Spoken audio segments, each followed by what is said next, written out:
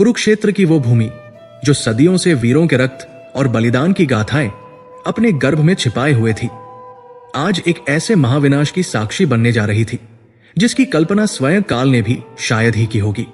आकाश में सूर्य अपनी पूरी प्रखरता के साथ चमक रहा था, मानो वह भी अपनी आंखों से इस महास्मर के हर एक क्षण को कैद कर लेना चाहता हो।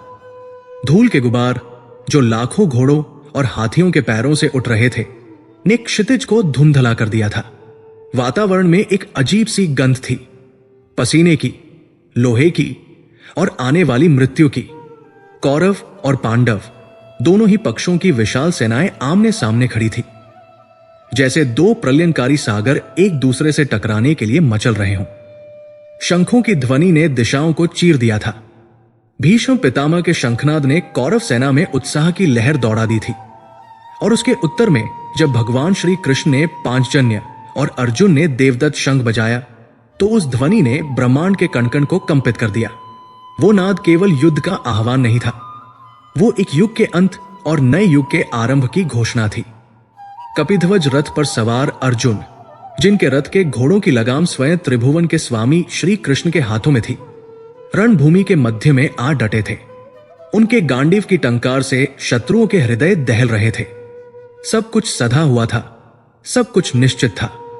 क्षत्रिय धर्म का पालन, अधर्म का नाश और धर्म की स्थापना, यही तो लक्ष्य था। किंतु ठीक उसी क्षण जब बाण छूटने ही वाले थे, जब रक्त की पहली बूंद धरती को स्पर्श करने ही वाली थी, समय जैसे थम गया। अर्जुन ने अपने सारथी, अपने सखा, अपने मार्गदर्शक श्री कृष्ण से कहा, हे अच्युत, मेरे रथ को दोनों सेनाओं के बीच ले चले, ताकि मैं देख सकूं कि इस युद्ध में मुझे किन किन से लड़ना है, कौन कौन दुर्बुद्धि दुर्योधन का साथ देने के लिए अपनी मृत्यु को आमंत्रित करने आया है। कृष्ण, जो भूत, भविष्य और वर्तमान के ज्ञाता है, जिनके होठों पर सदैव एक रहस्यमयी मुस्कान थिरकती रहती है, उन्होंने बिना किसी प्रश्न के घोड़ों को संकेत दिया। वो दिव्य रथ जिसके पहियों की गड़गड़ाहट बादलों की गर्जना को लज्जित कर दे, कौरव और पांडव सेनाओं के ठीक मध्य में जाकर खड़ा हो गया। अर्जुन की दृष्टि सामने उठी। उन्हें अपेक्षा थी कि वे केवल शत्रुओं को देखेंगे, आत्ताइयों को देखेंगे, जिन्होंने उनकी पत्नी का अपमान किया, जिन्होंने उन्हें वनवास दिया, जिन्होंने उनके अधिकारों को कुचला। लेकिन जैसे ही उनकी दृष्टि भीष्म पितामह के रजत श्वेत केशों और उनके भव्य व्यक्तित्व पर पड़ी, अर्जुन का हृदय एक अज्ञात भय से भर गया। वे भीष्म, जिनकी गोद में खेलकर अर्जुन बड़े हुए थे, जिन्होंने पिता की मृत्यु के बाद पिता का स्नेह दिया था, जो कुरुवंश की नींव थे, उनकी दृष्टि द्रोणाचार्य पर गई। वे गुरु जिन्होंने अर्जुन को विश्व का सर्वश्रेष्ठ धनुर्धर बनाया, जिन्होंने उसे शस्त्र ही नहीं शास्त्र भी सिखाए। क्या इन्हीं की छाती को अपने तीखे बाणों से छलनी करना होगा?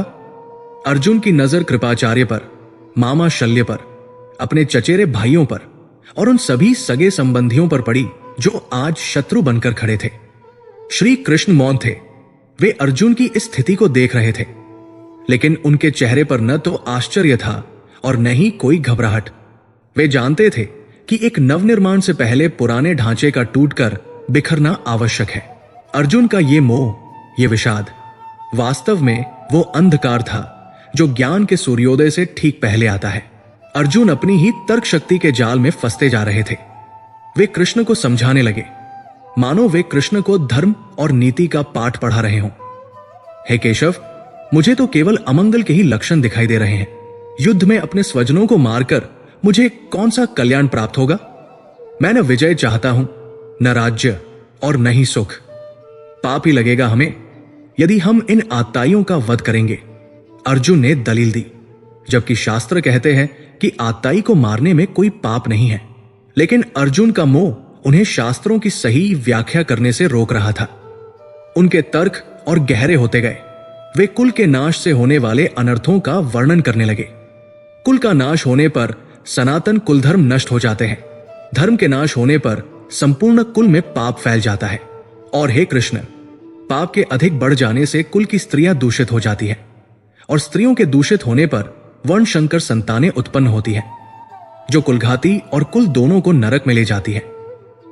अर्जुन की आंखों में वह दृश्य तैर गया। विधवा स्त्रियां, अनाथ बच्चे, सूने घर और रक्त रंजित सिंहासन। उन्हें लगा कि वे एक ऐसे महापाप के भागीदार बनने जा रहे हैं जिसका प्रायश्चित कई जन्मों तक नहीं हो सकेगा। अहो, हम लोग कितना बड़ा पाप करने को तैयार हो गए हैं कि राज्य और सुख के लोभ से अपने ही स्वजनों को मारने के लिए उद्यत हुए हैं। इससे तो कहीं अच्छा यह होगा कि प्रतिकार न करने वाले और शस्त्र रहित मुझे शस्त्रधारी धृतराष्ट्र के पुत्र रण में मार डाले। मैं भिक्षा मांग लूंगा, वनों में भटक लूंगा, सन्यासी बन जाऊंगा, लेकिन अपने गुरुओं और भाइयों के रक्त से सने हाथों से निवाला नहीं खा सकूंगा। ये कहते हुए अर्जुन, जो शत्रुओं के लिए साक्षात मृत्यु थे, बाण और धनुष को त्याग कर रथ के आसन पर हताश होकर बैठ गए। उनका मस्तक झुक गया, आंखों से अश्रु धारा बहने लगी। युद्ध भूमि का वो कोलाहल, वो शंखनाद, घोड़ों की हिनहिनाहट, सब कुछ अर्जुन के लिए अर्थहीन हो गया था। वहां केवल एक ही ध्वनि गूंज रही थी, उनके अपने अंतर्मन का क्रंदन। यह सन्नाटा बाहरी नहीं था, यह अर्जुन के भीतर का सन्नाटा था। एक ऐसा शून्य जहां उम्मीद की कोई किरण दिखाई नहीं दे रही थी। चारों ओर लाखों योद्धा खड़े थे, लेकिन उस क्षण अर्जुन नितांत अकेले थे। उनकी पीड़ा को समझने वाला कोई नहीं था, सिवाय उस सारथी के जो उनके रथ की लगाम थामे हुए था। और वो सारथी मुस्कुरा रहा था। कृष्ण की वो मुस्कान साधारण नहीं थी। वो मुस्कान उस स्थिति की विडंबना पर थी, उस अज्ञान पर थी जिसने अर्जुन जैसे महानायकों को भी जकड़ रखा था। हवा थम सी गई थी। ऐसा लग रहा था जैसे प्रकृति भी उस संवाद की प्रतीक्षा कर रही है जो अब घटित होने वाला था। दोनों सेनाओं के बीच खड़ा वो रथ अब केवल युद्ध का वाहन नहीं, बल्कि ज्ञान का केंद्र बिंदु बनने वाला था। अर्जुन का विषाद अपनी चरम सीमा पर था। उन्होंने अपने अस्त्र डाल दिए थे, जो एक क्षत्रिय के लिए सबसे बड़ी लज्जा की बात थी। लेकिन अर्जुन को उस समय न लज्जा का भान था, न कीर्ति का मोह। वे बस उस मानसिक यंत्रणा से मुक्त होना चाहते थे। हे अर्जुन, कृष्ण के संबोधन में एक झकझोरने वाली शक्ति थी। इस विषम स्थल में, इस युद्ध के मुहाने पर तुझे ये अज्ञान, ये कश्मल कहां से प्राप्त हुआ? ये न तो श्रेष्ठ पुरुषों द्वारा आचरित है, न स्वर्ग को देने वाला है, और न ही कीर्ति को बढ़ाने वाला है। ये अनार्य जुष्ट है। कृष्ण के शब्दों ने अर्जुन के तर्कों की धज्जियां उड़ा दी। अर्जुन जिसे दया और धर्म समझ रहे थे, कृष्ण ने उसे सीधे सीधे कश्मल, गंदगी, मलिनता कह दिया। यह अर्जुन के अहंकार पर पहला प्रहार था। कृष्ण रुके नहीं। उन्होंने आगे जो कहा वो अर्जुन के पौरुष को ललकारने वाला था। क्लैब्य मास्म गमपार्थ, हे पृथापुत्र, नपुंसकता को प्राप्त मत हो। यह शब्द किसी भी योद्धा के लिए सबसे बड़ा अपमान हो सकता था। लेकिन कृष्ण जानते थे कि अर्जुन को जगाने के लिए यही एकमात्र मार्ग है। यह तुम्हें शोभा नहीं देता। हे परंतप, हृदय की इस क्षुद्र दुर्बलता को त्याग कर युद्ध के लिए खड़े हो जाओ। कृष्ण ने स्पष्ट कर दिया कि अर्जुन जिसे करुणा समझ रहा है, वो वास्तव में हृदय की दुर्बलता है। एक क्षत्रिय का धर्म युद्ध करना है, रोना नहीं। कृष्ण की यह डांट, यह फटकार अर्जुन के सोए हुए विवेक को जगाने का प्रयास थी। लेकिन अर्जुन अभी भी पूरी तरह से जागे नहीं थे। उनका मोह इतना गहरा था कि वे कृष्ण के वचनों को काटकर पुनः अपनी व्यथा सुनाने लगे। हे मधुसूदन, मैं भीष्म और द्रोण जैसे पूजनीय महानुभावों पर बाणों से प्रहार कैसे करूंगा? वे तो मेरे लिए पूजा के योग्य हैं। महानुभाव गुरुजनों को मारकर जीने की अपेक्षा तो मैं इस लोक में भिक्षा का अन्न खाना भी कल्याणकारक समझता हूं, क्योंकि गुरुजनों को मारकर भी तो मैं इस लोक में रुधिर से सने हुए अर्थ और काम रूप भोगों को ही तो भोगूंगा। अर्जुन का द्वंद्व अब और गहरा हो गया था। वे अब केवल भावनाओं की बात नहीं कर रहे थे, वे अब धर्म संकट, डिलेमा में थे। उन्हें समझ नहीं आ रहा था कि क्या श्रेष्ठ है, जीतना या हारना। हम ये भी नहीं जानते कि हमारे लिए युद्ध करना श्रेष्ठ है या ना करना, और ये भी नहीं जानते कि हम उन्हें जीतेंगे या वे हमें जीतेंगे। अर्जुन ने अपनी अज्ञानता स्वीकार कर ली। उन्होंने मान लिया कि उनकी बुद्धि कार्पण्य दोष, कायरता रूपी दोष से ग्रस्त हो गई है और वे धर्म सम्मूढ़ चेता, धर्म के विषय में मोहित चित्त वाले हो गए हैं। यही वो क्षण था जब अर्जुन ने पूर्ण समर्पण किया। अब तक वे सखा के रूप में बात कर रहे थे, लेकिन अब वे शिष्य बन गए। मैं आपका शिष्य हूं, आपकी शरण में हूं। मुझे शिक्षा दीजिए। आप मुझे वो निश्चित मार्ग बताइए जिससे मेरा कल्याण हो। अर्जुन ने स्वीकार किया कि पृथ्वी का निष्कंटक और धनधान्य संपन्न राज्य, यहां तक कि देवताओं का स्वामित्व प्राप्त करके भी वो उस शोक को दूर नहीं कर सकेगा जो उसकी इंद्रियों को सुखा रहा है। यह समर्पण अत्यंत महत्वपूर्ण था। जब तक पात्र खाली नहीं होता, उसमें ज्ञान का अमृत नहीं भरा जा सकता। अर्जुन ने अपने अहंकार, अपने तर्क, अपनी विद्या, सब कुछ कृष्ण के चरणों में रख दिया। उन्होंने स्पष्ट कह दिया, न योद्ध से मैं युद्ध नहीं करूंगा, और मौन हो गए। ये मौन पराजय का नहीं था, ये उत्तर की प्रतीक्षा का मौन था। अब सब कुछ कृष्ण पर निर्भर था। ऋषिकेश श्री कृष्ण, जो अंतर्यामी है, ने अर्जुन की इस विषादपूर्ण स्थिति को देखा। दोनों सेनाओं के बीच जहां मृत्यु का तांडव होने वाला था, वहां जीवन का सबसे गूढ़ रहस्य प्रकट होने जा रहा था। कृष्ण के चेहरे पर वो रहस्यमयी मुस्कान पुनः लौट आई। ये मुस्कान उस आश्वासन की थी कि अब अज्ञान का अंधकार छंटने वाला है। कृष्ण ने बोलना आरंभ किया, और उनके शब्द अब केवल अर्जुन के लिए नहीं, बल्कि समस्त मानवता के लिए थे। उनका स्वर अब एक मित्र का नहीं, बल्कि परम ब्रह्म का था। अर्जुन, तुम उन लोगों के लिए शोक कर रहे हो जो शोक करने योग्य नहीं है, और बातें पंडितों जैसी करते हो। परंतु जिनके प्राण चले गए हैं और जिनके प्राण नहीं गए हैं, उनके लिए ज्ञानी जन शोक नहीं करते। कृष्ण ने सीधे आत्मा की अमरता पर प्रहार किया। उन्होंने अर्जुन के भ्रम की जड़, देहाभिमान को काटने का उपक्रम किया।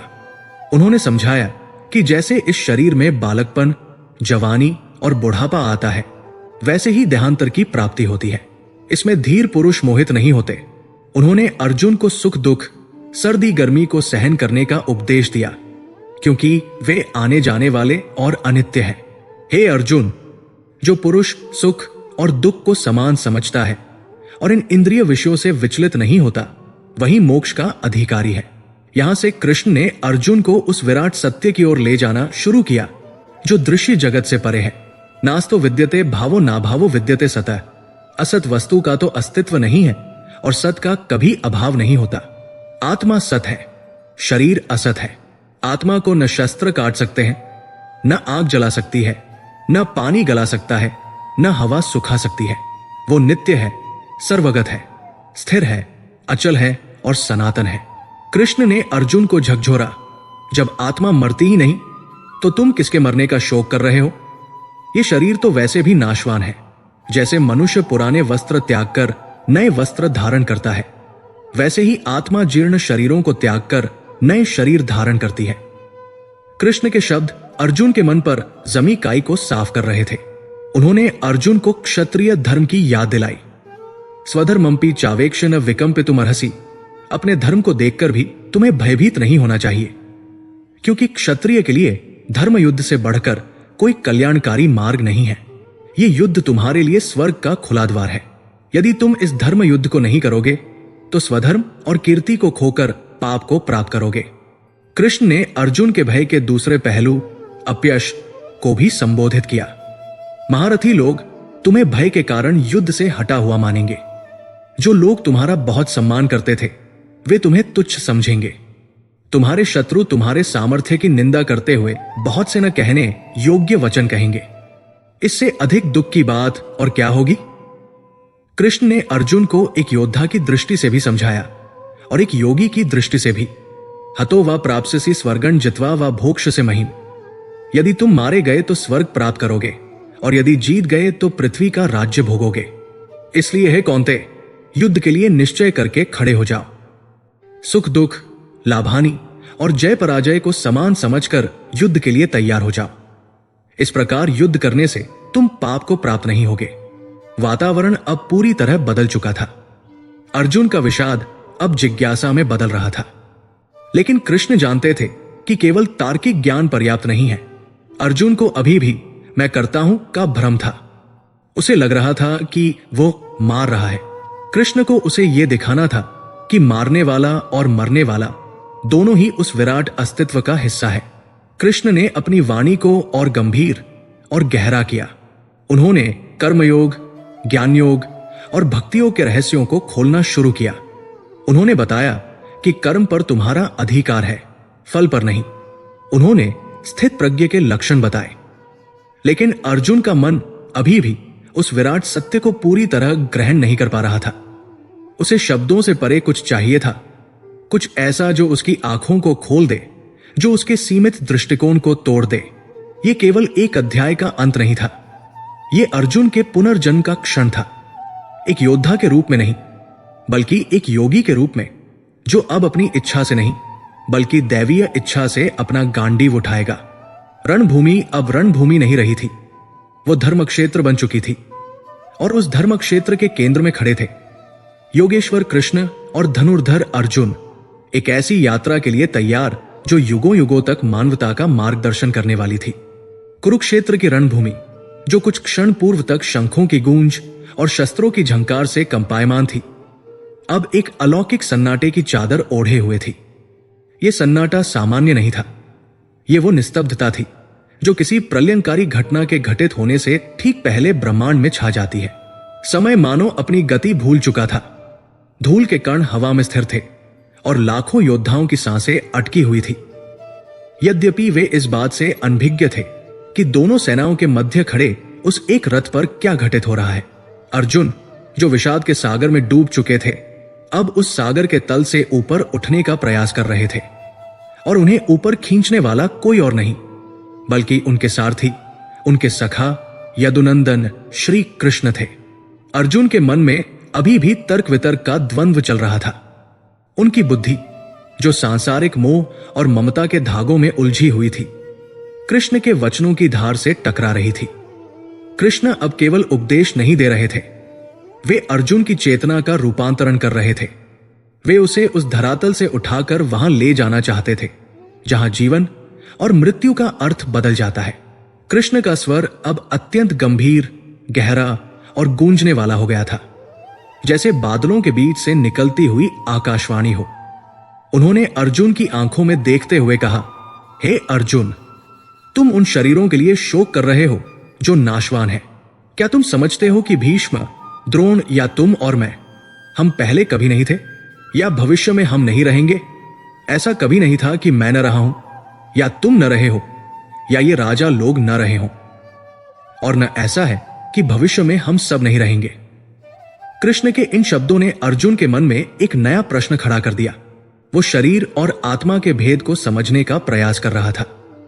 कृष्ण ने उसे समझाया कि जैसे मनुष्य पुराने वस्त्रों को त्याग कर नए वस्त्र धारण करता है, वैसे ही ये जीवात्मा जीर्ण शरीरों को त्याग कर नए शरीरों को प्राप्त होती है। नैन छिंदंती शस्त्राणि नैन दहती पावकः। इस आत्मा को न तो शस्त्र काट सकते हैं, न आग जला सकती है, न जल गला सकता है और न वायु सुखा सकती है। ये आत्मा अजर है, अमर है, शाश्वत है।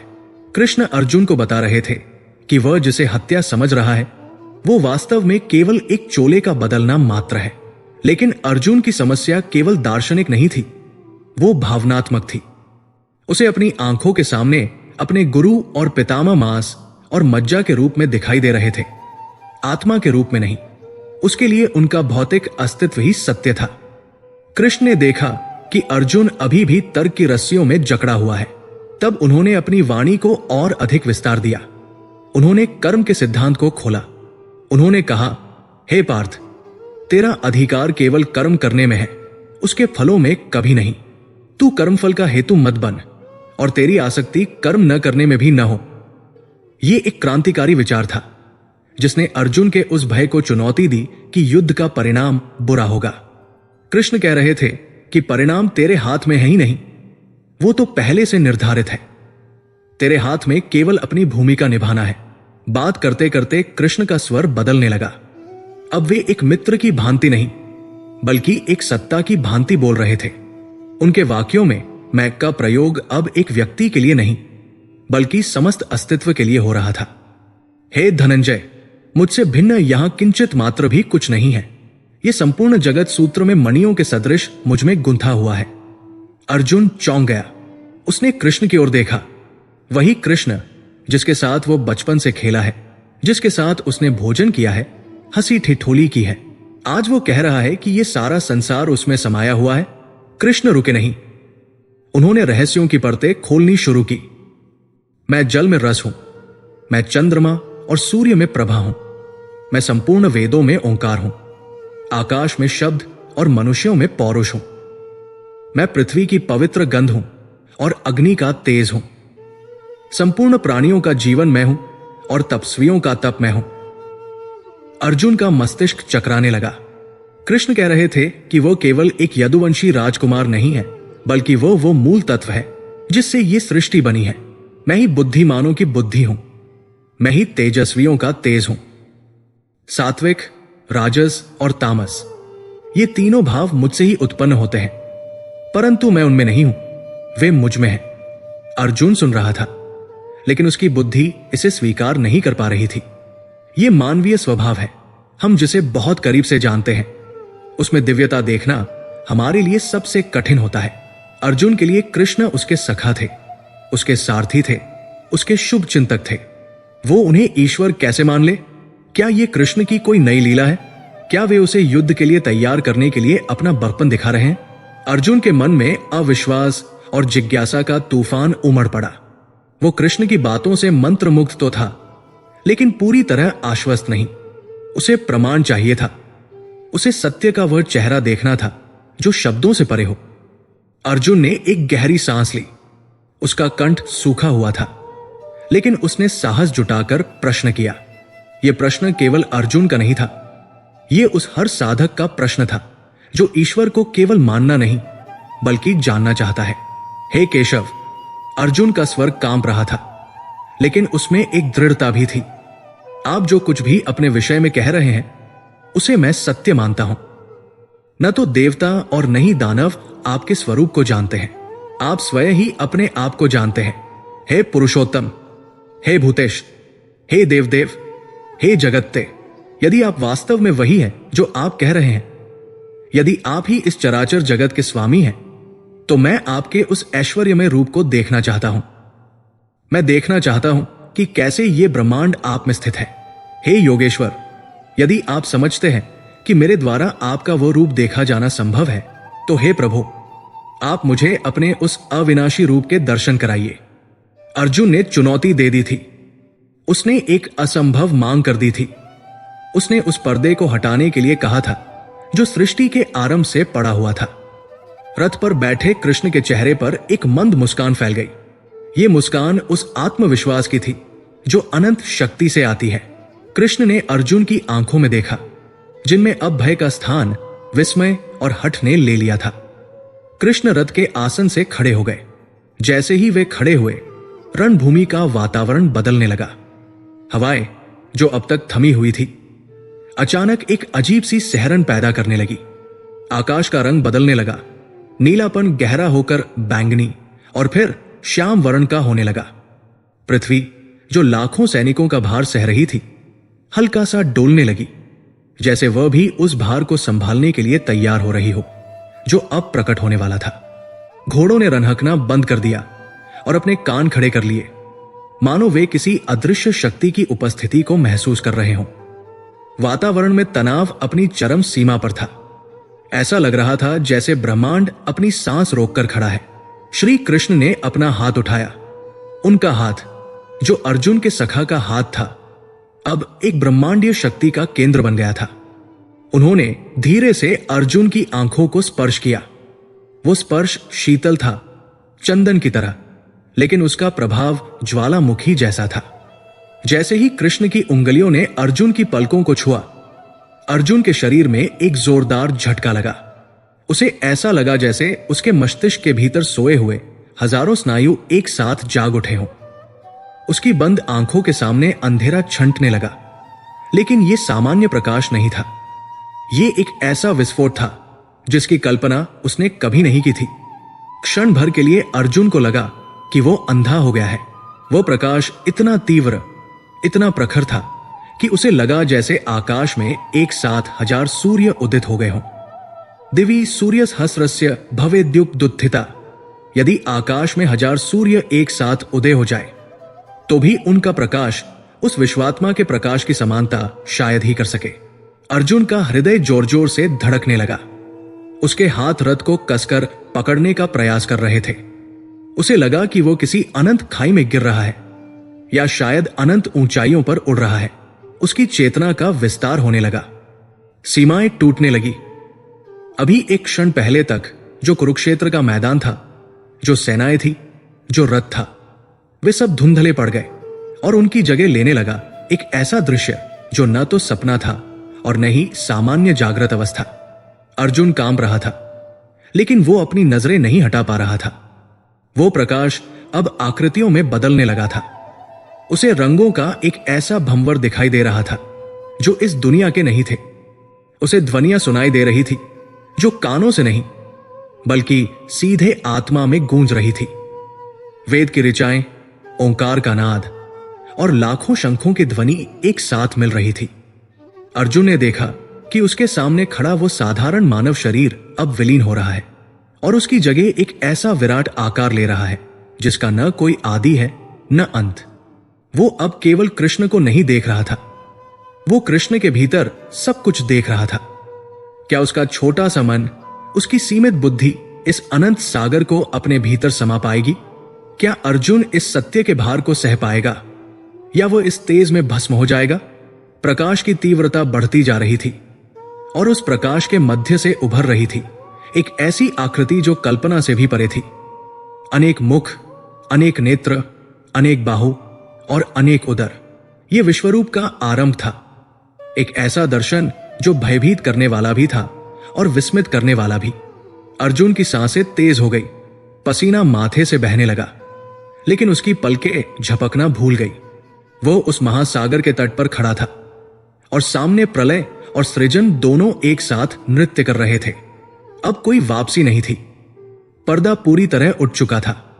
कृष्ण की उंगलियों का स्पर्श अर्जुन की पलकों से हटते ही ब्रह्मांड के वे सारे नियम ध्वस्त हो गए जिन्हें अर्जुन अब तक सत्य मानता था। वो क्षण जो सामान्य समय की धारा में महज एक पलक झपकने जैसा था, अर्जुन के लिए अनंत काल में बदल गया। सबसे पहले वहां अंधकार छा गया। ये अंधकार सूर्य के अस्त होने जैसा नहीं था और न ही अमावस्या की रात्रि जैसा था। ये वो आदिम अंधकार था जो सृष्टि की रचना से पहले विद्यमान था।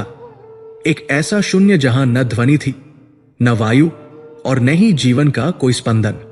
अर्जुन को लगा जैसे वो अपने शरीर से, अपने रथ से और कुरुक्षेत्र की उस रणभूमि से उखाड़ फेंका गया है और एक अंतहीन खाई में गिर रहा है। उसकी सांसें अटक गई, हृदय की धड़कन रुक गई और मन किसी भी विचार को पकड़ने में असमर्थ हो गया। यह शून्यता इतनी भारी थी कि अर्जुन का अस्तित्व ही मिटने कगार पर आ गया।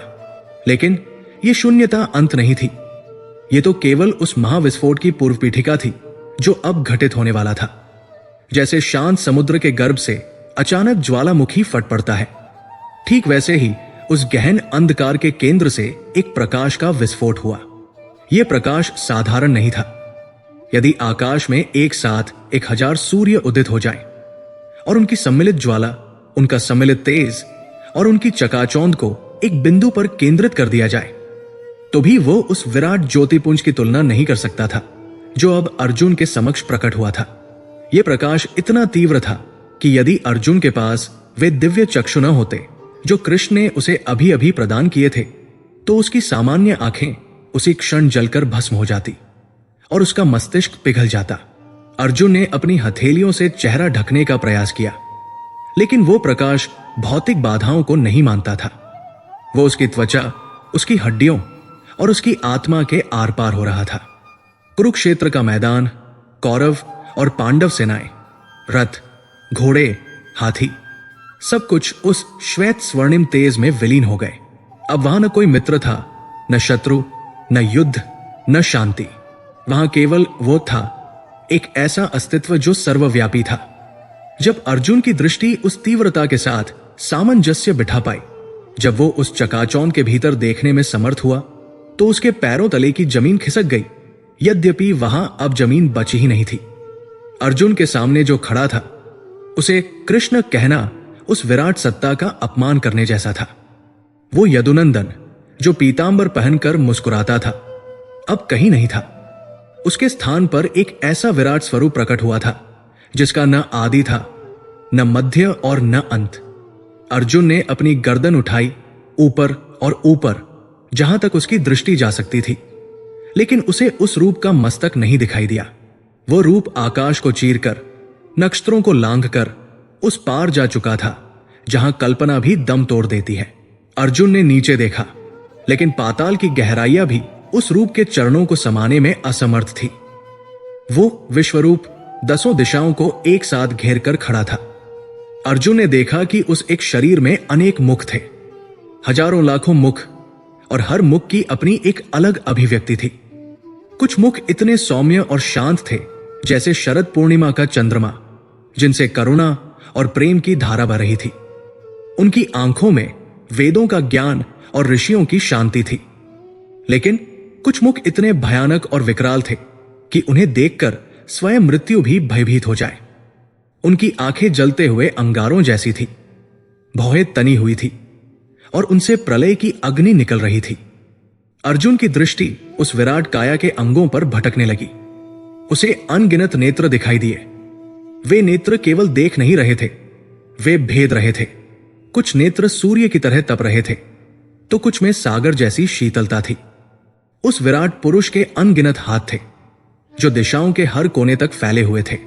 उन हाथों में नाना प्रकार के दिव्य अस्त्र शस्त्र चमक रहे थे। कहीं सुदर्शन चक्र अपनी धुरी पर घूमते हुए ब्रह्मांड की रक्षा कर रहा था, तो कहीं गदा, शंख और धनुष धारण किए हुए भुजाएं उठी हुई थी। अर्जुन ने देखा कि उस शरीर पर जो आभूषण थे वे इस लोक के नहीं थे। वे दिव्य पुष्पों की मालाएं थी जिनकी सुगंध से वायुमंडल मादक हो रहा था। वे आभूषण तारों और नक्षत्रों से बने थे। उस विराट पुरुष ने जो वस्त्र धारण किए हुए थे वे प्रकाश के तंतुओं से बुने गए थे। उसके शरीर पर लगा हुआ चंदन और लेप एक ऐसी दिव्यता का एहसास करा रहा था जो अपौरुषेय थी। अर्जुन कांपते हुए घुटनों के बल गिरना चाहता था, लेकिन वो शून्य में लटका हुआ था। वो अवाक था, स्तब्ध था। उसके रोंगटे खड़े हो गए थे, जैसे उसके शरीर का हर एक रोम उस विद्युत प्रवाह को महसूस कर रहा हो। तभी अर्जुन ने एक और दृश्य देखा जिसने उसकी चेतना को झकझोर कर रख दिया। वो केवल एक विशाल मूर्ति नहीं देख रहा था, वो उस शरीर के भीतर जीवन का स्पंदन देख रहा था। वो विराट पुरुष पारदर्शी था और उसके भीतर अनंत ब्रह्मांडों का सृजन और पालन हो रहा था। अर्जुन ने देखा कि उस शरीर के उदर में, छाती में और भुजाओं के बीच अनगिनत ग्रह और नक्षत्र घूम रहे थे। उसे पृथ्वी एक धूल के कण जैसी दिखाई दी। उसने देखा कि मेरु पर्वत, नदियां, समुद्र सब उस शरीर के एक छोटे से कोने में स्थित है। उसने देखा कि ब्रह्मा जी कमल के आसन पर विराजमान होकर उस विराट शरीर के भीतर ही सृष्टि की रचना कर रहे हैं। उसने कैलाश पर बैठे महादेव को देखा। उसने सभी ऋषियों, सिद्धों और उर्गों, सर्व जाति को देखा। अर्जुन ने देखा कि 33 कोटि देवी देवता, रुद्र, आदित्य, वसु, साध्यगण, विश्वेदेव, अश्विनी कुमार, मरुदगण सब के सब उस विराट रूप के इर्द गिर्द छोटे छोटे जुगनू की भांति मंडरा रहे हैं। वे सब हाथ जोड़े खड़े थे। उनके चेहरों पर भक्ति और भय का मिश्रित भाव था। वे स्वस्ति, स्वस्ति, कल्याण हो का उच्चारण कर रहे थे और वेदों के सूक्तों द्वारा उस परमपिता की स्तुति कर रहे थे। गंधर्वों और यक्षों के समूह विस्मय से अपनी सुध बुध खो बैठे थे। लेकिन यह दृश्य शांत नहीं था। वहां एक ध्वनि थी। यह ध्वनि कानों से सुनाई देने वाली ध्वनि नहीं थी। ये एक गूंज थी जो सीधे आत्मा को कंपित कर रही थी। यह ध्वनि वैसी थी जैसे लाखों महासागर एक साथ गर्जना कर रहे हों, या जैसे अनंत बादलों का समूह एक साथ फट पड़ा हो। यह अनहद नाद था, ओंकार की वो ध्वनि जो सृष्टि का मूल स्वर है। उस ध्वनि में सृजन का संगीत भी था और विनाश का तांडव भी। अर्जुन का मन भ्रमित होने लगा। उसे दिशाओं का ज्ञान नहीं रहा। उसे यह समझ नहीं आ रहा था कि पूर्व किधर है, पश्चिम किधर है, ऊपर क्या है और नीचे क्या है। हर ओर केवल वक्त था। अर्जुन को लगने लगा कि उसका अपना अस्तित्व, उसका अहंकार, उसकी पहचान सब कुछ उस विराट समुद्र में एक बूंद की तरह विलीन हो रहा है। यह अनुभव मुक्तिदायक भी था और अत्यंत भयावह भी, क्योंकि जब मैं मिटता है तो एक भयानक रिक्तता का अनुभव होता है। अर्जुन भय से चिल्ला उठना चाहता था, हे केशव, ये क्या है? मैं इसे सहन नहीं कर पा रहा हूं। लेकिन उसका स्वर उसके कंठ में ही घुट कर रह गया। और तभी अर्जुन की नजर एक ऐसे दृश्य पर पड़ी जिसने उसके रक्त को जमा दिया। उसने उस विराट पुरुष के खुले हुए मुखों को देखा। वे मुख साधारण मुख नहीं थे, वे मृत्यु के द्वार थे। उन मुखों में भयानक दाढ़ें, दांत थी जो प्रलयकाल की अग्नि के समान चमक रही थी और विकराल थी। वे दाढ़ें ऐसी लग रही थी जैसे वे समय को भी चबा जाने के लिए तैयार हों। अर्जुन ने देखा कि उन दाढ़ों के बीच कुछ फंसा हुआ है। उसने ध्यान से देखा और उसकी रूह काम गई। वो दृश्य वर्तमान का नहीं था, वह दृश्य उस रहस्य को उजागर कर रहा था जो भविष्य के गर्भ में छिपा था। अर्जुन ने देखा कि भीष्म पितामह, द्रोणाचार्य, कर्ण और धृतराष्ट्र के सभी पुत्र, दुर्योधन, दुशासन आदि तेजी से उस विराट मुख की ओर खींचे चले जा रहे हैं, जैसे पतंगे दीपक की लौ पर मोहित होकर अपने प्राण त्यागने के लिए दौड़ते हैं।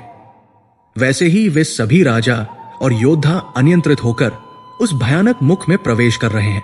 अर्जुन ने देखा कि वे योद्धा जो अभी रणभूमि में जीवित खड़े हैं और युद्ध के लिए हुंकार भर रहे हैं, वे उस विराट मुख के अंदर पहले ही कुचले जा चुके हैं। कुछ के सिर चूर्ण हो गए हैं, कुछ दाढ़ों के बीच फंसे हुए हैं और उनके शरीरों से रक्त की नदियां बह रही है। यह दृश्य इतना विभत्स और यथार्थ था कि अर्जुन को अपनी आंखों पर विश्वास नहीं हुआ। वो चिल्लाया, नहीं, ये नहीं हो सकता, पितामह, गुरुदेव। लेकिन वहां सुनने वाला कोई नहीं था। वह होने वाला देख रहा था जो उस कालातीत सत्ता के लिए हो चुका था। अर्जुन ने देखा कि न केवल कौरव बल्कि पांडव पक्ष के भी अनेक वीर उस मुख में समा रहे हैं। वो विराट मुख एक ब्लैक होल, कृष्ण विवर की भांति सब कुछ निगलता जा रहा था। वहां न दया थी, न पक्षपात, न प्रेम, न घृणा। वहां केवल एक अटूट अटल नियम था, विनाश का, काल का, अंत का। अर्जुन का पूरा शरीर पसीने से लथपथ हो गया। उसका वो गांडीव जिसे उसने पहले विषाद के कारण छोड़ दिया था, अब भय के कारण उसके हाथ से गिरने लगा। वो समझ गया कि वह जिसे युद्ध समझ रहा था वो तो केवल एक नाटक है। परिणाम तो पहले ही लिखा जा चुका है। मारने वाला वो नहीं है, मारने वाला तो ये विराट पुरुष है जो उसके सामने खड़ा है। अर्जुन की बुद्धि जो अब तक पापुण्य का गणित लगा रही थी पूरी तरह ध्वस्त हो गई। उसे एहसास हुआ कि वो एक कठपुतली मात्र है। उसके सामने खड़ा ये अस्तित्व ही करता है, यही कारण है और यही कार्य है। अर्जुन ने भयभीत होकर उस विराट रूप से पूछा, हे उग्र रूप वाले, आप कौन हैं? आपको मेरा नमस्कार हो। आप प्रसन्न होइए, मैं आपको विशेष रूप से जानना चाहता हूं क्योंकि मैं आपकी प्रवृत्ति को नहीं जानता। आप यहां क्या करने आए हैं? अर्जुन का यह प्रश्न उस सन्नाटे को चीरता हुआ गूंज उठा जो उस गर्जना के बीच भी मौजूद था। वो जानता था कि ये उसका मित्र नहीं बल्कि कोई आदिम शक्ति है, वो शक्ति जिसने सृष्टि को बनाया भी है और जो उसे मिटाने के लिए भी तैयार खड़ी है। उस विराट पुरुष के मुख से जो उत्तर आने वाला था वो अर्जुन के जीवन को ही नहीं बल्कि मानव इतिहास के दर्शन को बदलने वाला था। अर्जुन ने देखा कि उस विराट मुख के होठ हिले और उससे उत्पन्न होने वाली ध्वनि ने ब्रह्मांड की नींव को हिला दिया। वो ध्वनि शब्दों से परे थी लेकिन अर्जुन उसे स्पष्ट सुन सकता था। वो उत्तर आने वाला था जो ये सिद्ध कर देगा कि मनुष्य का अहंकार कितना तुच्छ है और नियति का विधान कितना प्रबल। अर्जुन अपनी सांसें रोककर उस प्रलयंकारी रूप के समक्ष नतमस्तक होकर उस परम सत्य को सुनने की प्रतीक्षा कर रहा था जो आज तक किसी ने नहीं सुना था। अर्जुन का भय अब जिज्ञासा में नहीं बल्कि पूर्ण समर्पण में बदल चुका था क्योंकि उसके पास अब कोई और विकल्प शेष नहीं था। वो केवल साक्षी था उस महाकाव्य का जो उसके माध्यम से लिखा जा रहा था। अर्जुन के समक्ष अब जो दृश्य उपस्थित था वो सौंदर्य की सीमाओं को लांघकर विभत्स और भयानक के उस चरम पर पहुंच चुका था जहां मानवीय चेतना का ठहरना असंभव प्रतीत होता है। वो दिव्य दृष्टि जो श्री कृष्ण ने उसे सत्य के दर्शन हेतु प्रदान की थी अब अर्जुन के लिए एक असहनीय भार बनती जा रही थी। अभी कुछ क्षण पूर्व तक जिस विराट रूप में अर्जुन को ऋषियों की शांति, देवताओं का तेज और सृष्टि का सृजन दिखाई दे रहा था, अब उसी रूप ने एक विकराल करवट ले ली थी। ब्रह्मांड का वह संतुलन जो उसे मोहित कर रहा था अब प्रलय के तांडव में परिवर्तित हो गया था। अर्जुन ने देखा कि उस अनंत काया का प्रत्येक रोम अब अग्नि की लपटों से धधक रहा है। वो प्रकाश जो पहले हजारों सूर्यों के उदय जैसा उज्जवल था अब प्रलय काल की उस कालाग्नि, संवर्तक अग्नि के समान हो गया था जो सृष्टि के अंत में सब कुछ भस्म कर देती है। उस विराट पुरुष के अनगिनत मुख अब शांत नहीं थे, वे विकृत हो चुके थे। क्रोध और सहार की एक ऐसी अभिव्यक्ति धारण किए हुए थे जिसे देखकर स्वयं यमराज भी कंपित हो उठे। उन मुखों से निकलती हुई सांसें आंधियों का रूप ले रही थी और उनकी आंखों से बरसती हुई ज्वाला आकाश गंगाओं को वाष्प में बदल रही थी। अर्जुन की दृष्टि न चाहते हुए भी उस विराट रूप के खुले हुए जबड़ों पर जा टिकी। वे जबड़े जो पाताल और आकाश के बीच की दूरी को मिटा रहे थे, अब मृत्यु के खुले हुए द्वार जैसे लग रहे थे। उनके भीतर कराल दाढ़े, भयानक नुकीले दांत दिखाई दे रही थी, जो वज्र से भी अधिक कठोर और तीखी थी। उन दाढ़ों की चमक ऐसी थी जैसे अंधेरी रात में बिजलियां कड़क रही हों। लेकिन ये चमक जीवन देने वाली नहीं, बल्कि जीवन हरने वाली थी। अर्जुन ने महसूस किया कि उस विराट मुख के भीतर एक ऐसा गुरुत्वाकर्षण है, एक ऐसा खिंचाव है जिससे बचना किसी के वश में नहीं है। और तभी अर्जुन ने वह देखा जो उसकी आत्मा को चीर गया, जिसने उसके क्षत्रिय होने के गर्व को धूल में मिला दिया। उसने देखा कि कुरुक्षेत्र की रणभूमि पर जो योद्धा, जो महारथी, जो राजा अपनी शक्ति और सेना के दम पर गर्व से सीना तान कर खड़े थे, वे सब के सब एक अदृश्य आंधी में तिनकों की भांति उड़ते हुए उस विराट मुख की ओर खींचे चले जा रहे हैं। ये दृश्य वर्तमान का नहीं था, ये काल का वो शाश्वत सत्य था जो समय की रेखा से परे घटित हो रहा था। अर्जुन की आंखें फटी की फटी रह गई जब उसने भीष्म पितामह को देखा। वे भीष्म जो इच्छा मृत्यु के वरदान से सुरक्षित थे, जो कुरुवंश के अजय रक्षक थे, वे उस विराट मुख के प्रवाह में एक असहाय पत्ते की तरह बहे जा रहे थे। उनका श्वेत कवच, उनका ध्वज, उनके अस्त्र शस्त्र, सब कुछ उस प्रवाह के सामने निरर्थक थे। अर्जुन ने देखा कि भीष्म उस भयानक मुख में प्रवेश कर रहे हैं और एक भीषण ध्वनि के साथ वे उन कराल दाढ़ों के बीच फंस गए। अर्जुन ने द्रोणाचार्य को देखा, वे गुरु जिन्होंने उसे बाण चलाना सिखाया, जिनके तरकश में हर काट का बाण था, आज वे स्वयं मृत्यु के तरकश में समा रहे थे। उनका ज्ञान, उनकी तपस्या, उनकी विद्या, कुछ भी उन्हें उस खिंचाव से रोक नहीं पा रहा था। अर्जुन ने कर्ण को देखा, उस दानवीर और महापराक्रमी सूर्यपुत्र को, जो अपनी विजय के प्रति आश्वस्त था। उसे भी उसी गति से उस अग्निमुख में समाते हुए देखा। और केवल वही नहीं, धृतराष्ट्र के पुत्र दुर्योधन, दुशासन और अन्य सभी भाई जो राज्य के लोभ में अंधे होकर इस युद्ध को निमंत्रण दे रहे थे, वे सबके सब उस विराट जबड़े की ओर दौड़ रहे थे। अर्जुन ने जो देखा वो केवल मृत्यु नहीं थी, वो मृत्यु की विभत्सता थी। उसने देखा कि कुछ योद्धाओं के सिर उन विशाल दांतों के बीच आकर कुचले जा रहे थे। जैसे कोई भारी पत्थर किसी मिट्टी के घड़े को चकनाचूर कर देता है, वैसे ही उन महारथियों के मस्तक चूर्ण हो रहे थे। अर्जुन को स्पष्ट दिखाई दे रहा था कि उन दांतों के बीच मांस के लोथड़े फंसे हुए हैं और रक्त की नदियां बह रही है। वो रक्त जो अभी रणभूमि में शरीरों के भीतर दौड़ रहा था, यहां उस विराट मुख में एक झरने की तरह बह रहा था। यथा प्रदीप्त ज्वलनम पतंगा, जैसे पतंगे मोहवश होकर अपनी तीव्र गति से दौड़ते हुए प्रज्वलित अग्नि में गिरकर नष्ट हो जाते हैं, ठीक वैसे ही ये सभी वीर, ये जगत के महान योद्धा अपने नाश के लिए बड़े वेग से उन मुखों में प्रवेश कर रहे हैं। उन्हें पता ही नहीं है कि वे कहां जा रहे हैं। वे जिसे विजय का मार्ग समझ रहे हैं, वो वास्तव में काल के गाल में जाने का मार्ग है। अर्जुन का हृदय इस दृश्य को सहन नहीं कर पा रहा था। उसकी टांगे कांप रही थी, उसका गला रुंध गया था। उसे ऐसा लग रहा था जैसे वो पागल हो जाएगा। नदियों के वेग की भांति जैसे अनेक नदियों के जल प्रवाह समुद्र की ओर ही दौड़ते हैं और अंततः उसी में विलीन हो जाते हैं, वैसे ही पृथ्वी लोक के ये शूरवीर उस प्रज्वलित मुख में प्रवेश कर रहे थे। अर्जुन देख रहा था कि उस विराट पुरुष की जीभें लपलपा रही है। वे प्रज्वलित जीभें जो संपूर्ण लोकों को निगल जाने के लिए आतुर थी, बार बार उन योद्धाओं को चाट रही थी। उस विराट रूप के मुख से निकलने वाली अग्नि समस्त ब्रह्मांड को तपा रही थी। अर्जुन को अपने शरीर पर वो ताप महसूस हो रहा था। ये ताप केवल गर्मी नहीं थी, ये एक भयानक पीड़ा थी, एक ऐसा संताप था जो भौतिक और मानसिक दोनों स्तरों पर चला रहा था। अर्जुन को अब दिशाओं का ज्ञान नहीं रहा। उसे यह भी पता नहीं चल रहा था कि वो कहां खड़ा है। भय ने उसे पूरी तरह जकड़ लिया था। वो विमूढ़ हो गया था। उसे शांति नहीं मिल रही थी। वो जिस कृष्ण को अपना सखा समझता था, ये वो नहीं था, ये कोई और था। ये कोई ऐसी शक्ति थी जिससे अर्जुन का कभी परिचय नहीं हुआ था। ये प्रेम का सागर नहीं, बल्कि भय का महासागर था। अर्जुन का धैर्य अब टूट चुका था। उसने हाथ जोड़ लिए, लेकिन वे हाथ कांप रहे थे। उसने अपना सिर झुकाया, लेकिन उसकी आंखें उस भयानक दृश्य से हट नहीं पा रही थी। उसने एक चीख भरी प्रार्थना की, एक ऐसी पुकार जो भय और जिज्ञासा के चरम मिश्रण से निकली थी। आख्याही में को भवानुग्र रूपो, हे उग्र रूप वाले, मुझे बताइए कि आप कौन हैं? आपको मेरा नमस्कार हो। हे देवर, आप प्रसन्न होइए। मैं आपको, इस आदि पुरुष को विशेष रूप से जानना चाहता हूं, क्योंकि मैं आपकी इस चेष्टा को, इस कार्य को, इस विनाश लीला को समझ नहीं पा रहा हूं। आप यहां क्या करने आए हैं? ये सहार क्यों? इन योद्धाओं का क्या दोष है जो अभी युद्ध शुरू होने से पहले ही आपके मुख में मरे हुए दिख रहे हैं? अर्जुन का स्वर उस ब्रह्मांडीय गर्जना के बीच एक नन्ही सी चिड़िया की चहचहाट जैसा क्षीण था, लेकिन उसमें एक भक्त की, एक जिज्ञासु की व्याकुलता थी जिसे वो विराट सत्ता अनसुना नहीं कर सकती थी। अर्जुन ये जानना चाहता था कि क्या ये केवल एक भ्रम है या यही अंतिम सत्य है? अगर ये सब मर ही रहे हैं तो फिर मेरे युद्ध करने का क्या अर्थ है? मैं किसके लिए लड़ूं? मैं किसे मारूं? जब सब पहले से ही मरे हुए हैं। तभी उस कोलाहल के बीच, उस प्रलयंकारी अग्नि और ध्वनियों के बीच एक स्वर गूंजा। यह स्वर किसी मानवीय कंठ से नहीं निकला था। यह स्वर समय की गहराइयों से आया था। यह स्वर भारी था, गंभीर था, और इसमें एक अटूट निर्णय था। यह स्वर वैसा ही था जैसे भूकंप के समय धरती के गर्भ से आवाज आती है। उस विराट पुरुष ने, जो अब काल के रूप में साक्षात खड़ा था, अर्जुन के प्रश्न का उत्तर दिया। कालोस्मी लोकक्षकृत प्रवृद्धो, मैं लोकों का नाश करने वाला बढ़ा हुआ महाकाल हूं। इस एक वाक्य ने अर्जुन के अस्तित्व की नींव हिला दी। कृष्ण, जो अब काल रूप में थे, ने स्पष्ट किया कि मैं यहां इन लोगों का संहार करने के लिए ही प्रवृत्त हुआ हूं। उन्होंने अर्जुन की आंखों में देखते हुए कहा, अर्जुन, तुम जिसे भविष्य समझ रहे हो वो मेरे लिए वर्तमान है। तुम जिसे युद्ध का परिणाम समझ रहे हो वो मेरे द्वारा लिखा जा चुका इतिहास है। प्रतिपक्ष की सेनाओं में जो ये बड़े बड़े योद्धा खड़े हैं, भीष्म, द्रोण, कर्ण, ये सब मेरे द्वारा पहले ही मारे जा चुके हैं। यदि तुम युद्ध नहीं भी करोगे तब भी इनमें से कोई बचने वाला नहीं है। इनकी आयु, इनके प्राण, इनका तेज, सब कुछ मैंने हर लिया है। ये केवल चलते फिरते शव है जिनमें अभी प्राणों का आभास मात्र शेष है।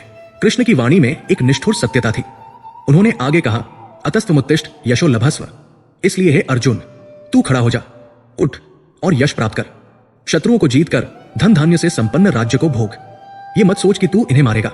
मैं वैते निहताय पूर्वमेव, ये सब मेरे द्वारा पहले ही मारे जा चुके हैं। तू तो केवल एक निमित्त मात्र बन जा।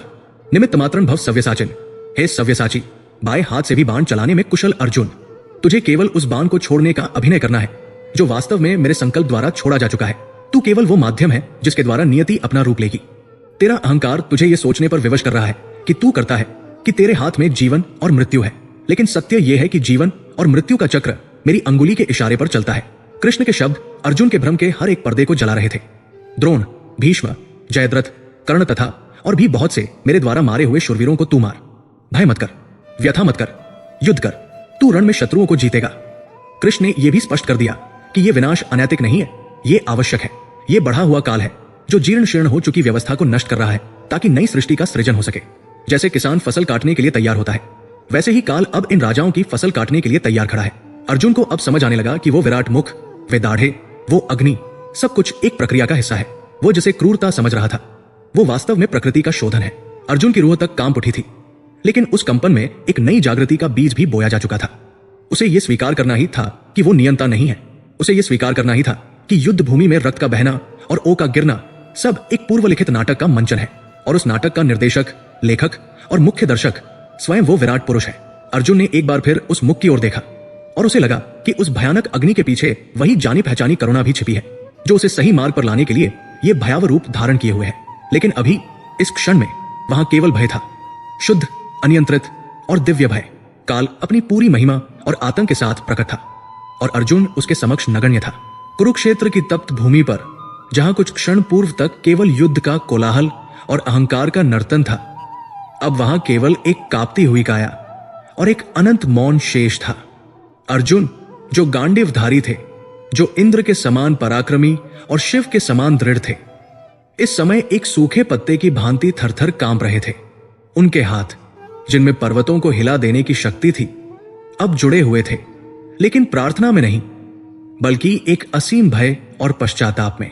उनके सामने खड़ा वो कालरूप, वो विराट अग्निपुंज अभी भी अपनी विकराल जिह्वाओं से दिशाओं को चाट रहा था। अर्जुन के घुटने भूमि पर टिक गए थे। यह समर्पण किसी पराजित योद्धा का नहीं था, बल्कि उस जीवात्मा का था जिसने पहली बार अपने अस्तित्व की क्षुद्रता और सामने खड़े परमात्मा की विराटता का साक्षात अनुभव किया था। अर्जुन का मस्तक झुक गया था, उसकी आंखों से अविरल अश्रुधारा बह रही थी। ये आंसू भय के भी थे और एक गहरे मर्म भेदी आत्मग्लानि के भी। उसके कानों में अभी भी उस गगन भेदी वाणी की गूंज थी, मैं काल हूं। उस वाणी ने अर्जुन के भीतर के मैं को चूर चूर कर दिया था। अब वहां न पांडुपुत्र अर्जुन था, न सर्वश्रेष्ठ धनुर्धर, न कृष्ण का सखा। वहां केवल एक भयभीत प्राणी था जो अपनी अज्ञानता के बोझ तले दबा जा रहा था। अर्जुन की चेतना में अतीत के चलचित्र तीव्रता से घूमने लगे। हर वो क्षण जब उसने कृष्ण को केवल एक साधारण मनुष्य समझा था, अब उसके हृदय में शूल की तरह चुभ रहा था।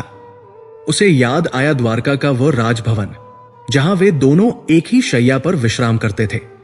उसे याद आया इंद्रप्रस्थ का वह दरबार जहां उसने कृष्ण के साथ हंसी ठिठोली की थी। उसे याद आए वे वनवास के दिन जब उसने कृष्ण को अपना सारथी बनाकर आदेश दिया था, हे कृष्ण, रथ को वहां ले चलो। ओ कैसा अनर्थ, कैसा घोर अपराध। अर्जुन का मन चीत्कार कर उठा। उसने साक्षात ब्रह्मांड नायक को, उस सत्ता को जिसके उदर में अनंत आकाश गंगाएं समाई हुई है, अपने रथ का घोड़ा हाँकने वाला बना दिया था। उसने उस काल के साथ भोजन किया था जो सृष्टि को निगलता है। उसने उस अग्नि के कंधे पर हाथ रखकर बात की थी जिससे सूर्य भी प्रकाश लेता है।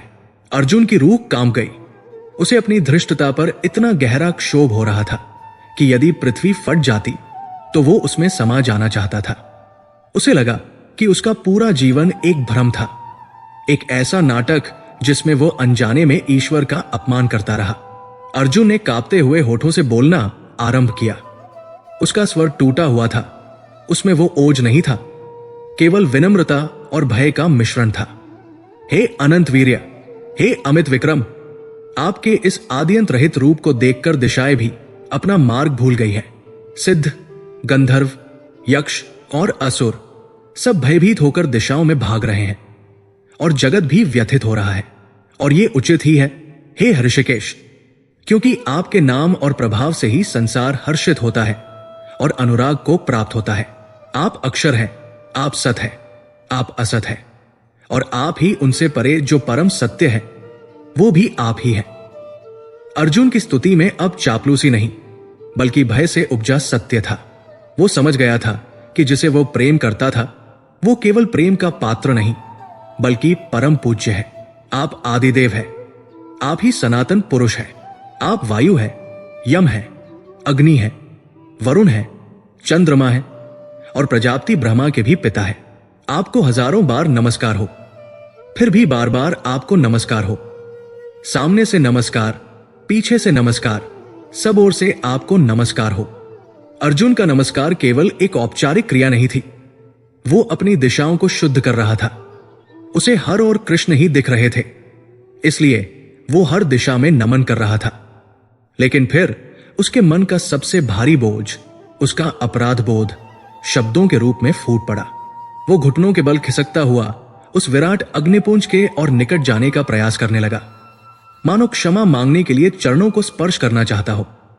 यद्यपि वहां चरण कहाँ थे और शीश कहाँ, यह समझ पाना असंभव था। हे प्रभु, अर्जुन का स्वर रुंध गया। मैंने आपको न जानते हुए, आपकी इस महिमा से अनजान रहते हुए, प्रमादवश या प्रेमवश आपको केवल सखाफ मानकर जो कुछ भी कहा है। हे कृष्ण, हे यादव, हे सखे, मुझे क्षमा करे। अर्जुन के आंसू भूमि पर गिर रहे थे।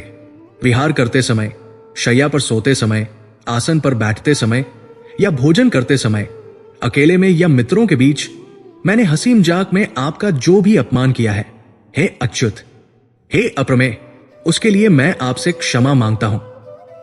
अर्जुन की यह स्वीकारोक्ति अत्यंत मार्मिक थी। वो उन पलों को याद कर रहा था जब उसने कृष्ण को ताना मारा होगा, जब उसने रूठने का नाटक किया होगा, जब उसने अधिकार जमाया होगा। आज उसे वो अधिकार जमाना आत्महत्या जैसा लग रहा था। कोई अग्नि के साथ कैसे खेल सकता है, कोई मृत्यु के साथ कैसे मजाक कर सकता है। अर्जुन ने गिड़गिड़ाते हुए कहा, आप इस चराचर जगत के पिता हैं, आप पूजनीय हैं और गुरुओं के भी गुरु हैं। तीनों लोकों में आपके समान भी कोई नहीं है, फिर आपसे अधिक तो हो ही कैसे सकता है। आते प्रभु, मैं अपने शरीर को भली भांति चरणों में लुटाकर, मस्तक झुकाकर आपसे, ईश्वर से प्रसाद की, प्रसन्नता की और क्षमा की भीख मांगता हूं। अर्जुन का अहंकार पूरी तरह से पिघल चुका था। वो अब एक योद्धा नहीं, एक बालक था। उसने एक ऐसी उपमा दी जो उसके और कृष्ण के संबंधों की गहराई और उसकी वर्तमान व्याकुलता को बयां करती थी। पितेव पुत्रस्य सखेव सख्युं प्रिय प्रियायासि देव सोढ़ुम। हे देव, जैसे एक पिता अपने पुत्र के अपराधों को क्षमा कर देता है, जैसे एक मित्र अपने मित्र की धृष्टता को सहन कर लेता है, और जैसे एक प्रेमी अपनी प्रेमिका के दोषों को अनदेखा कर देता है, वैसे ही आप भी मेरे अपराधों को सहन करने योग्य हैं। मुझे क्षमा कर दीजिए। अर्जुन ने देखा कि उसके इतना कहने पर भी वो विराट रूप अभी शांत नहीं हुआ था। वो विकराल मुख, वे जलती हुई आंखें, वो प्रलयंकारी अग्नि, सब कुछ वैसा ही था। अर्जुन का धैर्य अब टूटने की कगार पर था। उसने वो देख लिया था जो वेदों में वर्णित है, जो ऋषियों के ध्यान में भी नहीं आता, अदृष्ट पूर्वम, जो पहले कभी नहीं देखा गया। उस रूप को देखकर मैं हर्षित हो रहा हूं। मुझे आनंद हो रहा है कि मैंने सत्य को नग्न रूप में देखा। हृषितोस्मि दृष्ट्वा। लेकिन हे प्रभो, साथ ही मेरा मन भय से अति व्याकुल हो रहा है। भयंच प्रव्यथित मनो में। ये सत्य बहुत भारी है केशव, ये सत्य बहुत डरावना है। मेरी मानवीय बुद्धि, मेरा मानवीय हृदय इस विराटता को धारण करने के लिए नहीं बना है। मैं जल रहा हूं, ये तेज मुझे अंधा कर रहा है, ये गर्जना मेरे प्राण निकाल रही है। अर्जुन ने हाथ जोड़कर कातर दृष्टि से उस सर्वव्यापी सत्ता की ओर देखा और एक अंतिम विनती की, जो एक डूबते हुए व्यक्ति की पुकार जैसी थी। तदेव में दर्शय देवरूपण प्रसीद देवेश जगन निवास। हे देवेश, हे जगन निवास, प्रसन्न होइए और मुझे अपना वह रूप दिखाइए जो सौम्य है, जो परिचित है। मैं आपको इस रूप में और अधिक देखने में असमर्थ हूं। मैं आपको वैसे ही देखना चाहता हूं, किरीट धारण किए हुए, हाथ में गदा और चक्र लिए हुए। किरीटिनम गदिन चक्रहस्तम। हे सहस्रबाहु, हे विश्वमूर्ते, आप अपनी इन हजारों भुजाओं को समेट लीजिए। आप अपने इस प्रलयंकारी विस्तार को संकुचित कर लीजिए। कृपया अपने उसी चतुर्भुज रूप में हो जाइए जिसमें मैं आपको नारायण के रूप में पहचान सकूं। मुझे वो रूप चाहिए जो अभय देता है, न कि वो रूप जो भय देता है। अर्जुन की यह प्रार्थना केवल रूप बदलने की प्रार्थना नहीं थी, ये उस दूरी को कम करने की प्रार्थना थी जो इस विराट रूप ने पैदा कर दी थी। विराट रूप ने अर्जुन को बताया था कि कृष्ण ईश्वर है और अर्जुन तुच्छ है। लेकिन अर्जुन वापस उस संबंध को चाहता था जहां वो कृष्ण से बात कर सके, न कि केवल कांपता रहे। वो उस प्रेम को वापस पाना चाहता था जो भय से मुक्त हो।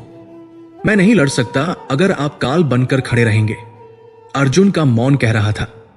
मुझे मेरा सखा वापस चाहिए, भले ही वो ईश्वर हो, लेकिन वो ऐसा ईश्वर हो जिसे मैं गले लगा सकूं। वातावरण में एक सूक्ष्म परिवर्तन होने लगा। वो भयानक गर्जना जो ब्रह्मांड को फाड़ रही थी धीरे धीरे मध्यम पड़ने लगी। जैसे भीषण तूफान के बाद हवा की गति कम होने लगती है, वैसे ही उस विराट पुरुष की श्वासों का वेग थमने लगा। वो अग्नि जो आकाश को जला रही थी अपनी तीव्रता खोने लगी। अर्जुन ने महसूस किया कि वो असहनीय ताप जो उसकी त्वचा को झुलसा रहा था अब एक शीतल बयार में बदल रहा है। यह संकेत था कि भक्त की पुकार सुन ली गई है। वो काल जो नियमों से बंधा है, वो भक्ति के प्रेम बंधन में बंधने के लिए विवश हो रहा था। अर्जुन की आंखों में एक उम्मीद की किरण जागी। उसने देखा कि वे हजारों सिर जो दिशाओं में फैले थे धीरे धीरे एक केंद्र बिंदु की ओर सिमट रहे हैं। वे हजारों हाथ जो अस्त्र शस्त्रों से लदे थे एक दूसरे में विलीन हो रहे हैं। यह दृश्य वैसा ही था जैसे सूर्य अपनी किरणों को समेटकर अस्त होने की ओर बढ़ता है, लेकिन यहां अस्त होना अंधकार नहीं बल्कि एक सौम्य प्रकाश की ओर लौटना था। कृष्ण जो अभी संहारक की भूमिका में थे अब पुनः पालक की भूमिका में आ रहे थे। उन्होंने अर्जुन के भय को स्वीकार किया। उस विराट मुख से जो अब छोटा हो रहा था एक गंभीर लेकिन शांत स्वर गूंजा, वो स्वर जो अर्जुन के हृदय को ठंडक पहुंचाने वाला था। हे अर्जुन, मेरे इस रूप को देखकर व्यथित मत हो और मूढ़ भाव को प्राप्त मत हो। भय से रहित और प्रीति युक्त मन वाला होकर तू मेरे उस शंख चक्र गदा पद मधारी रूप को फिर से देख। ये आश्वासन था कि प्रलय टल गया है। ये आश्वासन था कि ईश्वर अपने भक्त को भयभीत नहीं बल्कि निर्भय देखना चाहता है। दृश्य अब पूरी तरह बदलने लगा था। वो विश्वरूप अब सिकुड़कर एक दिव्य, अलौकिक लेकिन मानवीय आकार के निकट आ रहा था। बादलों की ओट से जैसे पूर्णिमा का चांद निकलता है, वैसे ही उस भीषण अग्नि के मध्य से एक नीलाभा, नीले रंग की आभा प्रकट होने लगी। अर्जुन अभी भी घुटनों पर था, लेकिन अब उसका कंपन रुक गया था। वो अपलक नेत्रों से उस रूपांतरण को देख रहा था। उसे पता था कि उसने जो देखा वो सत्य था, लेकिन वो ये भी जानता था कि उस सत्य के साथ जीना संभव नहीं है। जीने के लिए, कर्म करने के लिए उसे उस सगुण साकार रूप की आवश्यकता थी जो उससे संवाद कर सके। अर्जुन ने एक गहरी सांस ली और प्रतीक्षा की, अपने सखा, अपने गुरु और अपने आराध्य की वापसी की। ब्रह्मांडीय सन्नाटा अब एक सुखद शांति में बदल गया था और कुरुक्षेत्र की हवाओं में फिर से वही पुरानी सुगंध लौटने लगी थी। ब्रह्मांड के उस अनंत विस्तार में जहां अभी कुछ क्षण पूर्व तक केवल प्रलय की अग्नि धधक रही थी और काल का विकराल तांडव चल रहा था, अब एक अद्भुत परिवर्तन घटित होने लगा। वो विराट स्वरूप जिसने आकाश, पाताल और 10 दिशाओं को अपने भीतर समा लिया था, अब धीरे धीरे सिमटने लगा। यह दृश्य वैसा ही था जैसे समुद्र में उठी हुई गगनचुंबी लहरें वापस शांत जल में विलीन हो जाती है, या जैसे सूर्योदय होने पर रात्रि का गहरा अंधकार प्रकाश में घुल जाता है। अर्जुन जो अभी तक भय और विस्मय के सागर में गोते लगा रहा था, ने देखा कि वह प्रलयंकारी अग्नि जो लोगों को भस्म करने के लिए आतुर थी, अब सौम्य कांति में बदल रही है। वो भयानक गर्जना जिसने उसके कानों को बहरा कर दिया था, अब एक मधुर और शांत संगीत की भांति वातावरण में तैरने लगी। वे हजारों सिर जो दिशाओं को घेर कर खड़े थे एक दूसरे में समाहित होने लगे। वे अनगिनत हाथ जिनमें विनाश के अस्त्र शस्त्र थे विलीन होकर केवल 4 भुजाओं में परिवर्तित होने लगे। प्रकृति जो उस विराट भार से कराह रही थी अब राहत की सांस लेने लगी। हवाओं का वेग जो तूफानी हो गया था अब मंद और शीतल हो गया, मानो वह भी उस परम सत्ता के शांत होने का उत्सव मना रही हो। अर्जुन की आंखों के सामने अब वो चतुर्भुज रूप प्रकट हुआ जिसकी उसने अभी अभी कातर स्वर में याचना की थी। यह रूप न तो वो साधारण मानवीय रूप था और नहीं वो भयावह विराट रूप। यह वह दिव्य रूप था जो देवताओं के लिए भी दुर्लभ है। अर्जुन ने देखा कि भगवान के मस्तक पर देदीप्यमान किरीट सुशोभित है, कानों में मकर कुंडल झिलमिला रहे हैं और गले में वैजंती माला अपनी दिव्य सुगंध बिखेर रही है। उनकी 4 भुजाओं में शंख, चक्र, गदा और पद्म कमल विराजमान थे। शंख ज्ञान का प्रतीक था, चक्र काल और धर्म की गति का, गदा शक्ति और शासन की और कमल सृष्टि और सौंदर्य का। इस रूप में एक राजसी गंभीरता थी, एक ऐसा ऐश्वर्य था जो डराता नहीं बल्कि श्रद्धा से मस्तक झुका देता था। अर्जुन उस रूप को अपलक निहारता रहा। उसे लगा जैसे वह किसी तपती हुई मरुभूमि से निकलकर अचानक मानसरोवर के शीतल तट पर आ गया हो। उसके मन की व्यथा, उसका भय और उसका कंपन शांत होने लगा।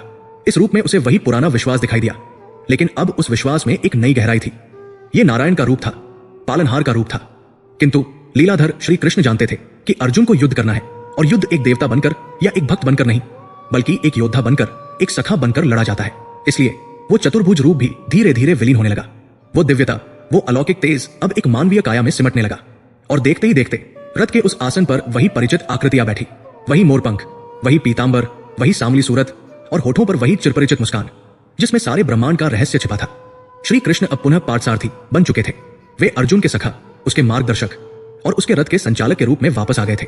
लेकिन यद्यपि रूप वही था पर अब सब कुछ बदल चुका था। अर्जुन के लिए वो अब केवल यदुवंशी कृष्ण नहीं थे, वे साक्षात परब्रह्म थे जिन्होंने लीला के लिए मनुष्य का चोला ओढ़ा था। कृष्ण ने अपने रथ की रास लगाम को पुनः संभाला और पीछे मुड़कर अर्जुन की ओर देखा। अर्जुन अभी भी रथ के पिछले भाग में घुटनों के बल बैठा था। उसका पूरा शरीर पसीने से लथपथ था, जैसे वो किसी भीषण संग्राम से लौटा हो। और वास्तव में वो एक संग्राम से ही लौटा था, एक ऐसा संग्राम जो बाहर नहीं बल्कि उसके भीतर उसकी चेतना के कुरुक्षेत्र में लड़ा गया था। उसकी सांसें अभी भी भारी थी, छाती धौंकनी की तरह चल रही थी, उसके बाल बिखरे हुए थे और आंखों में अभी भी उस विराट दर्शन की चकाचौंध शेष थी। लेकिन जब कृष्ण ने अपनी प्रेमपूर्ण दृष्टि उस पर डाली तो अर्जुन को लगा जैसे उसकी आत्मा पर लगा हुआ सारा मैल धुल गया है। कृष्ण ने अपना हाथ आगे बढ़ाया और अर्जुन के कंधे को स्पर्श किया। वो स्पर्श बिजली के झटके जैसा नहीं बल्कि मां के आंचल जैसा सुखद और पिता के हाथ जैसा आश्वस्त करने वाला था। उस स्पर्श ने अर्जुन को वर्तमान क्षण में वापस खींच लिया। उस स्पर्श ने उसे बताया कि वो अकेला नहीं है। वो विराट शक्ति जिसे उसने अभी ब्रह्मांड को निगलते हुए देखा था अब उसके साथ, उसके पक्ष में, उसके रथ पर बैठी है। अर्जुन ने धीरे धीरे अपना सिर उठाया और कृष्ण की आंखों में देखा। उन आंखों में अब अर्जुन को अपना प्रतिबिंब दिखाई दे रहा था। लेकिन ये वो पुराना अर्जुन नहीं था जो मोह में फंसा था। ये एक नया अर्जुन था जिसका पुनर्जन्म अग्नि परीक्षा के बाद हुआ था। उसकी आंखों में अब भय का नामो निशान नहीं था। वहां अब संशय के बादल नहीं थे। वहां केवल एक ठहराव था, एक गहरा सन्नाटा था। वो सन्नाटा जो ज्ञान की प्राप्ति के बाद आता है। उसे अब भीष्म और द्रोण में अपने नहीं बल्कि प्रारब्ध के पुतले दिखाई दे रहे थे। उसे समझ आ गया था कि जीवन और मृत्यु का ये खेल उसके हाथों में नहीं है। वो जान गया था कि वो केवल एक निमित्त, इंस्ट्रूमेंट है, एक यंत्र है जिसे चलाने वाला कोई और है। जैसे एक कलम को यह अहंकार नहीं होता कि वो महान काव्य लिख रही है क्योंकि वो जानती है कि लिखने वाला हाथ कवि का है, वैसे ही अर्जुन का अहंकार अब नष्ट हो चुका था। उसने स्वीकार कर लिया था कि वो केवल गांडीव उठाने वाला हाथ है, बाण चलाने वाला, लक्ष्य भेदने वाला और प्राण हरने वाला तो स्वयं ये सारथी है। कृष्ण ने अर्जुन की इस परिवर्तित मनस्थिति को भांप लिया। वे जानते थे कि लोहा अब तप चुका है और उसे सही आकार मिल गया है, लेकिन एक गुरु के रूप में वे अपने शिष्य के मुख से उसकी अंतिम स्वीकृति सुनना चाहते थे। वे चाहते थे कि अर्जुन स्वयं अपनी मुक्ति की घोषणा करे। वातावरण में एक पवित्र गंभीरता छा गई। दोनों सेनाओं का कोलाहल जैसे पृष्ठभूमि में कहीं खो गया। उस रथ पर केवल 2 ही अस्तित्व थे, आत्मा और परमात्मा। कृष्ण ने गंभीर किंतु अत्यंत मधुर स्वर में पूछा, कच्ची देता छरुतन पार्थ त्वयैकाग्रेण चेतसा। हे पार्थ, क्या तुमने मेरे द्वारा कहे गए इस ज्ञान को एकाग्रचित होकर सुना? कच्ची ज्ञान समूह प्रनष्टस्ते धनंजय। हे धनंजय, क्या तुम्हारा अज्ञान से उत्पन्न वो मोह नष्ट हुआ? क्या अभी तुम्हें लगता है कि तुम मारने वाले हो? क्या अभी तुम्हें पाप और पुण्य का भ्रम सता रहा है? कृष्ण का प्रश्न सीधा अर्जुन की आत्मा को भेद गया। यह प्रश्न केवल हाँ या ना का नहीं था, यह अर्जुन की पूरी यात्रा का निष्कर्ष था। अर्जुन रथ के फर्श से उठा। उसके पैरों में अब कंपन नहीं था बल्कि एक अंगद के समान दृढ़ता थी। उसने अपने दोनों हाथ जोड़े, लेकिन इस बार उन हाथों में दीनता नहीं बल्कि कृतज्ञता और संकल्प था। उसने एक लंबी सांस ली और कुरुक्षेत्र की उस वायु को अपने फेफड़ों में भरा जो अब उसे जीवन नहीं बल्कि कर्तव्य की गंध दे रही थी। अर्जुन ने अपना सिर ऊंचा किया। उसकी आवाज जो पहले रुंध गई थी अब गांडीव की टंकार की तरह स्पष्ट और गूंजने वाली थी। अर्जुन बोला, नष्टो मोह स्मृतिर्लब्धा त्वत् प्रसादान में अच्युत। हे अच्युत, हे कभी न गिरने वाले भगवान, आपकी कृपा से मेरा मोह नष्ट हो गया है।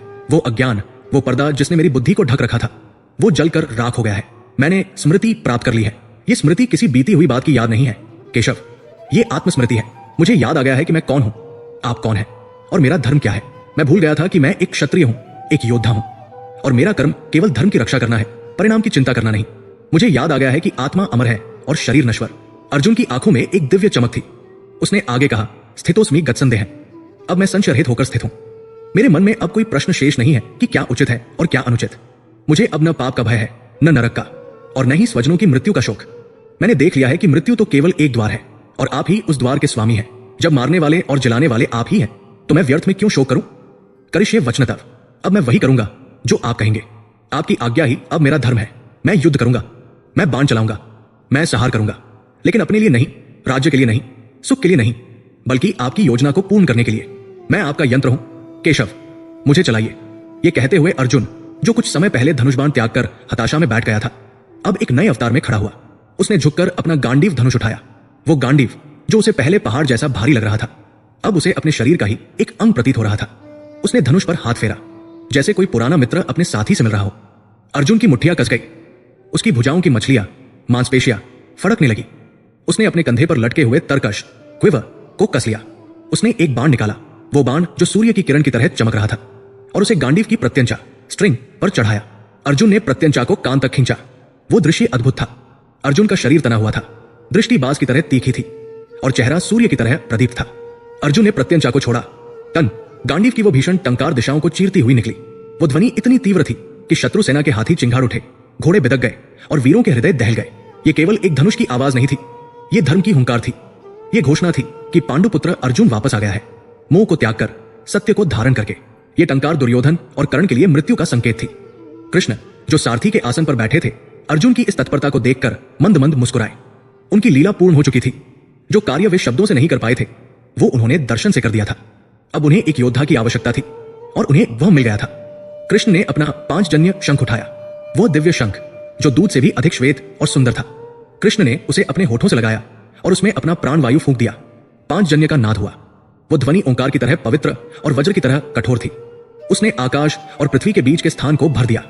जैसे ही कृष्ण का शंख बजा, अर्जुन ने भी अपना देवदत्त शंख बजाया। इन 2 शंखों की सम्मिलित ध्वनि ने कुरुक्षेत्र के कणकण को जगा दिया। पांडव सेना जो अर्जुन की हताशा को देखकर निराश हो रही थी, इस शंखनाद को सुनकर उल्लास से भर गई। भीमसेन ने अपना पौंड्र शंख बजाया, युधिष्ठिर ने अनंत विजय और नकुल सहदेव ने सुघोष और मणिपुष्पक शंख बजाए। नगाड़े, ढोल और मृदंग एक साथ बज उठे। वातावरण में एक नई ऊर्जा, एक नया विद्युत प्रवाह दौड़ गया। सामने कौरव सेना समुद्र की लहरों की तरह उमड़ रही थी, लेकिन अर्जुन का रथ उस समुद्र को चीरने वाले एक विशाल जहाज की तरह आगे बढ़ रहा था।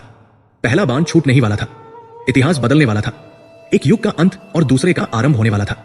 और इस सबके केंद्र में अर्जुन और कृष्ण, जीवात्मा और परमात्मा, एक ही रथ पर, एक ही लक्ष्य की ओर, एक ही संकल्प के साथ बढ़ रहे थे। ये अब केवल कुरुक्षेत्र का युद्ध नहीं था, ये धर्म क्षेत्र का अनुष्ठान था और इसकी पूर्णाहुति अब सुनिश्चित थी। अर्जुन का गांडीव फिर से तन गया और उस प्रत्यंचा की थरथराहट ने ब्रह्मांड को बता दिया, गीता पूरी हो चुकी है, अब महाभारत होगा।